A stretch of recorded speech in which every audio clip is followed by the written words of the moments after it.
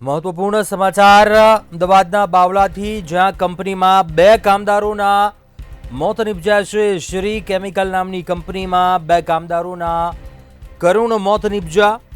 કેમિકલનો ટાંકો સાફ કરવા ઉતરેલા બે કામદારોના મોત નિપજ્યા। જે વિગતો હાલ મળી રહી છે, ટાંકો સાફ કરવા ઉતરતા ઝેરી અસરથી બંને કામદારોના મોત નિપજ્યા। કામદારોને સારવાર મળે તે પહેલા જ મોત નિપજ્યા।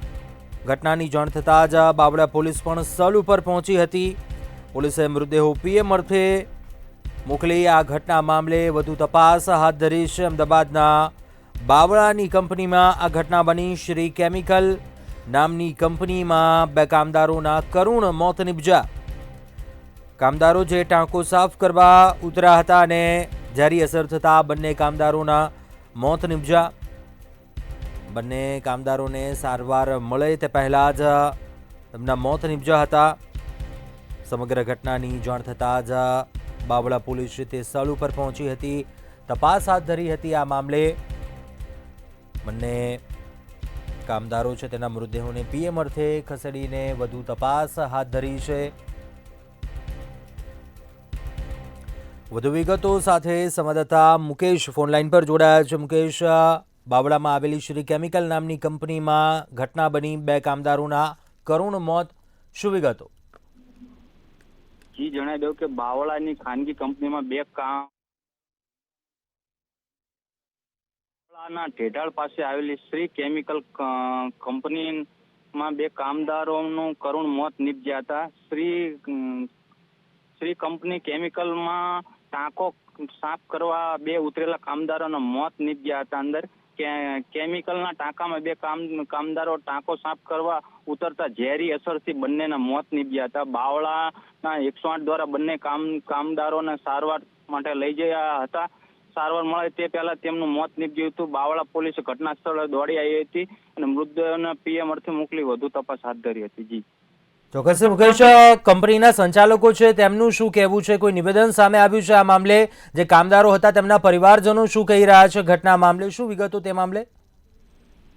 જી જણાવી દઉં કે જે કામદારો ના પરિવારજનોનું એવું કહેવું છે કે કંપની દ્વારા કોઈ અત્યારે હાલ કોઈ જવાબદાર વ્યક્તિઓ તો ત્યાં હતા જ નહીં, પણ આજુબાજુ વાળા લોકો દ્વારા એમને હોસ્પિટલ પહોંચાડવામાં આવ્યા હતા અને કંપનીના પરિવારજનો દ્વારા એવું માંગ કરવામાં આવી કે અમારે ન્યાય જોઈએ છે આનો। ચોક્કસથી મુકેશ, આભાર જાણકારી આપવા બદલ।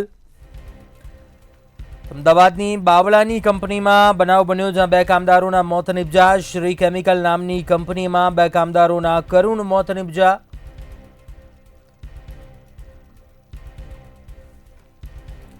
સંવાદદાતા રવિ ભાવસાર ન્યૂઝરૂમથી લાઈવ જોડાયા છે, વધુ વિગતો મેળવે રવિ પાસેથી। રવિ, બાવળાની કંપની શ્રી કેમિકલ નામની કંપનીમાં બે કામદારોના કરુણ મોત, શું બનાવ બન્યો હતો આ મામલે? શું વિગતો છે વધુ?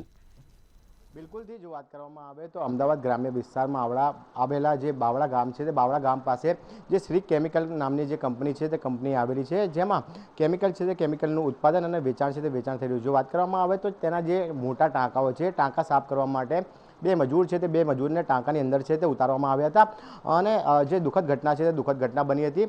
બે કામદારોના જે કરુણ મોત છે તે મોત નિપજ્યા હતા। ગેસ ગળતરના કારણે જે મોત છે તે મોત નિપજ્યા હોવાની હાલમાં તો સૂત્રો પાસેથી જે માહિતી છે તે માહિતી મળી રહી છે, પરંતુ જે પ્રમાણે કહી શકાય કે કંપનીના જે સંચાલકો દ્વારા બેદરકારી સ્પષ્ટપણે હોય તેવું સ્પષ્ટપણે લાગી રહ્યું છે।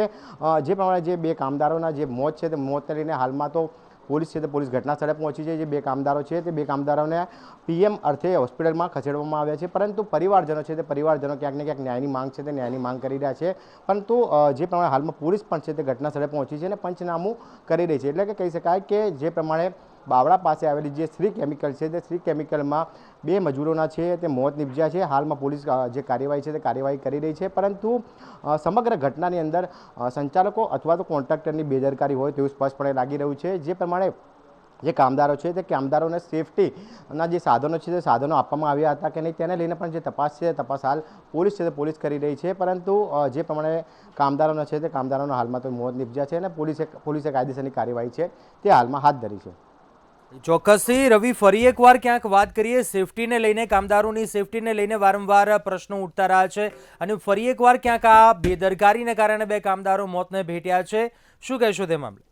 બિલકુલથી કહી શકાય કે જે પ્રમાણે જે કામદારો છે તે કામદારોને સેફટીના સાધનો અથવા તો પૂરતા જે સાધનો છે તે સાધનો આપ્યા વગર જો ટાંકાની અંદર ઉતારવામાં આવ્યા હોય તો સ્પષ્ટપણે કંપનીના સંચાલકો અથવા તો જે કોન્ટ્રાક્ટર હોય તે કોન્ટ્રાક્ટર વિરુદ્ધ ગુનો છે તે ગુનો દાખલ થવો જોઈએ. પરંતુ જે પ્રમાણે જે કંપનીના જે સંચાલકો છે તે ક્યાંક ને ક્યાંક જે પૈસા બચાવવાની લાઈનમાં જે મજૂરો છે તે મજૂરોને ક્યાંક ને ક્યાંક જે સેફટી કિટ છે તે સેફટી કિટ આપતા નહીં હોતા અને ક્યાંક ને ક્યાંક જે પ્રોફેશનલ રીતે જે ટાંકી છે તે ટાંકી સાફ નથી કરતા હોતા. તેના કારણે આવા ગંભીર બનાવો છે તે બનાવો બનતા હોય છે અને જેના કારણે જે કામદારો છે તે કામદારોને ક્યાંક ને ક્યાંક જે મોત છે તે મોતના હવાલે થઈ જાય છે.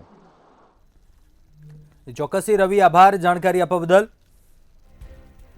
અમદાવાદની બાવળામાં આવેલી શ્રી કેમિકલ નામની કંપનીમાં દુઃખદ ઘટના બની. કેમિકલનો ટાંકો સાફ કરવા ઉતરેલા 2 કામદારોના મોત નિપજ્યા અને ફરી એકવાર ક્યાંક સેફટી સાધનોને લઈને પણ સવાલ ઉઠ્યા છે. કંપનીના જે સંચાલકો છે તેમની સામે સવાલ ઊભા થઈ રહ્યા છે. તે કામદારોને સારવાર મળે તે પહેલાં જ મોત નિપજ્યા હતા. ઘટનાની જાણ થતાં બાવળા પોલીસ પણ સ્થળ પર પહોંચી હતી. બંનેના કામદારોના મૃતદેહ છે તેમને પીએમ અર્થે ખસેડ્યા છે. સમગ્ર ઘટના મામલે વધુ તપાસ હાથ ધરી છે. શું કોઈ આમાં બેદરકારી હતી કે કેમ તે તમામ દિશામાં તપાસનો ધમધમાટ શરૂ કર્યો છે.